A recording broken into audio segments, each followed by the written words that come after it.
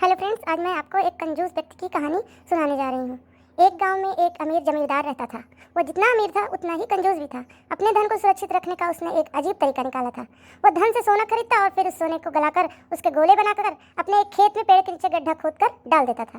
रोज खेत जाना और गड्ढे को खोदकर सोने के गोले की गिनती करना उसकी दिनचर्या का हिस्सा था। इस तरह एक दिन एक चोर ने कंजूस आदमी को गड्ढे में से सोना निकालकर गिनते हुए देख लिया।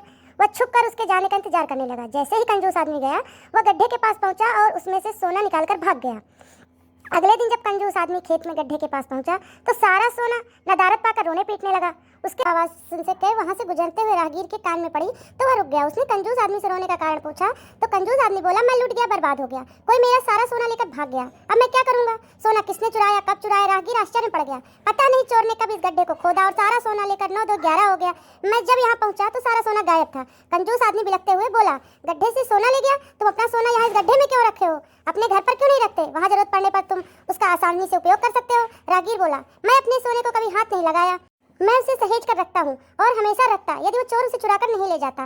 कंजूस आदमी बोला। यह बात सुनकर राहगीर ने जमीन से कुछ कंकड़ उठाए और उसे उस गड्ढे में डालकर बोला, यदि ऐसी बात है तो इन कंकड़ों को गड्ढे में डालकर गड्ढे को मिट्टी ढक दो और कल्पना करो कि यही तुम्हारा सोना है, क्योंकि इनमें और तुम्हारे सोने में कोई अंतर नहीं है। ये भी किसी काम के नहीं और तुम्हारा सोना भी किसी काम का नहीं था। उस सोने का तुमने कोई भी उपयोग ही नहीं किया, ना ही करने वाले थे। उसका होना न होना बराबर था। तो बताइए, इससे क्या सीख मिलती है?